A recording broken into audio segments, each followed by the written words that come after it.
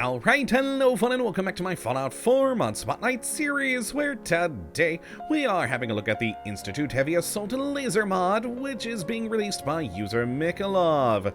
And what this glorious little piece of work looks to add into the game is a fun new heavy energy weapon, which is meant to be an Institute counterpart to the Gatling laser, giving the Institute something to use that heavy weapon skill with. And I've very much been enjoying my time with this weapon so far, so let's jump on over here and have a look at what exactly we do get with the Institute Heavy Assault Laser Rifle, which in its most basic and standard form will do 14 energy damage, using the standard fusion cell with a firing rate of 90, range of 203, accuracy of 144, for a pretty hefty weight of 20.6. Overall though, not too bad, and as you can see, this thing is pretty awesome looking.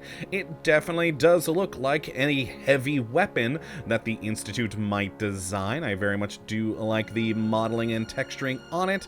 It all looks the part for an Institute gun. And I do love the bipod down here. It has no function, and there's not even like a mod like we've seen with other heavy weapons that allows us to like deploy it or anything like that.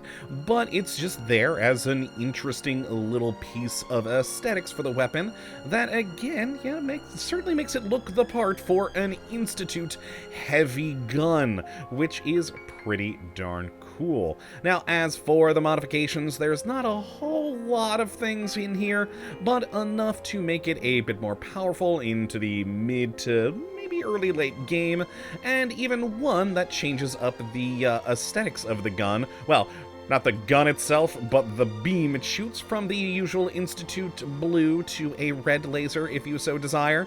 So not a lot, but enough to at least keep this thing more useful.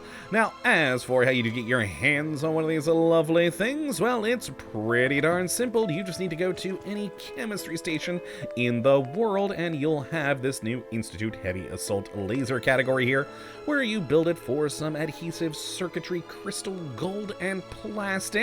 Now, well, I gotta admit, on a more personal note here, I find it strange that there's no, perk requirement.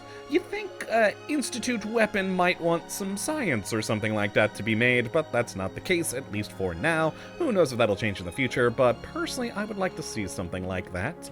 Now, with a gun in hand, after being built here, we can of course head to any weapon workbench and take a look at those modifications, starting in the capacitor category, where we've got the pretty typical things of standard, beta wave tuner, boosted, etc., with the most powerful being the overcharge capacitor, bringing this thing up to 24 damage, which is not too shabby. With this thing's fire rate, it'll do some pretty good hits on your enemy, and of course, with this using the heavy weapon skill, you can bump that up even more by taking that perk.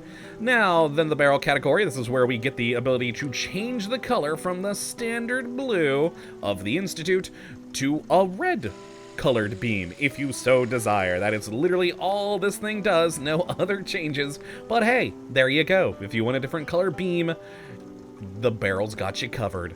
Then the stock, we have two options, either the standard stock or a recoil compensating one to help with the accuracy of the gun.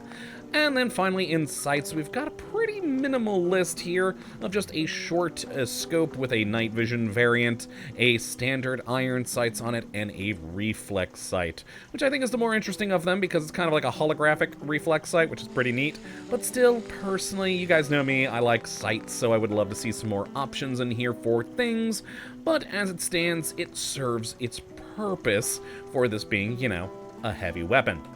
And that's it. Like I said, not a whole lot of modifications, but enough to help with your accuracy and damage to keep this thing more useful to later into the game. So let's go grab my modified ones over here, and we'll take some shots. And to our target line and fire.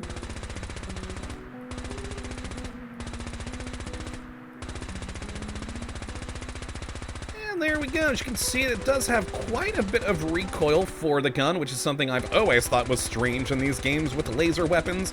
But even though it is a fair amount, it's pretty controllable, so it's not too hard to keep yourself on target, especially when aiming down sights on this thing. So not too shabby there. I do like the reload animation that we have like 2 fusion cells effectively that are put into the top of the gun. I kind of like that. I think that's pretty neat looking.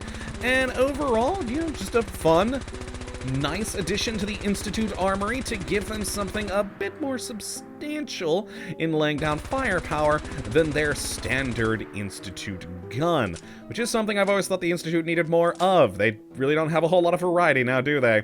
But let's take a look at the modified ones I've done here. So I've got basically 2 that are modified almost in exactly the same, except one has a hollow sight, one has a short scope, and one has the blue and the other has the red beam.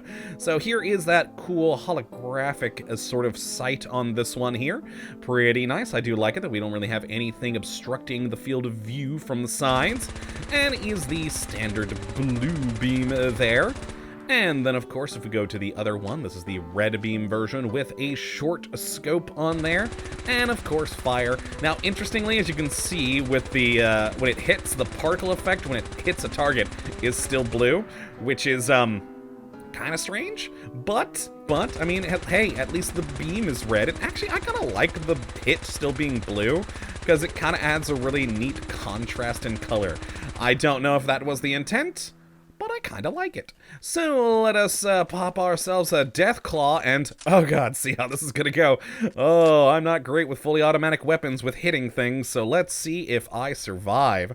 Now, of course, we'll run to our usual cheese spot up here, and doing 24 damage, rather, without any additional perks on this. If we did, of course, as mentioned earlier, put some points into heavy weapons, this thing would be a bit better of a gun. So if you are a heavy weapon fan, this is the way to go if you know, are bored of the usual old Gatling laser. Oh god, that Death Claw is moving around a bit too much for my liking. And back up here, and I'm gonna go with the one with the nice reflex sight. There we are, because I am doing awful at aiming at him with the short scope. But, oh, there we are, he's getting close. And we have almost got him. After how many shots have I missed? I am a horrible shot. But we're laying down enough suppressive fire and he's not dead. Oh, I thought he died there for a moment, but no. All right, yeah, that's it, friend. Come back at me, please. Thank you. And, oh god, he made it up. No. But he died, yay! He finally made his way up the cheese spot, and thankfully did still get murdered. Magnificent. So yes, if you are a much better shot than me, and do actually put points into your heavy weapons perk, then this is a fun gun to give the Institute a little bit more interesting of an armory, and I do very much like that. So if you'd like to take a look at this mod for yourself, which I'd certainly recommend you go and do, you can have a look at the link in the description of the video. But until next time, friends, hopefully you have enjoyed. You come back for the next mod, and have a good one.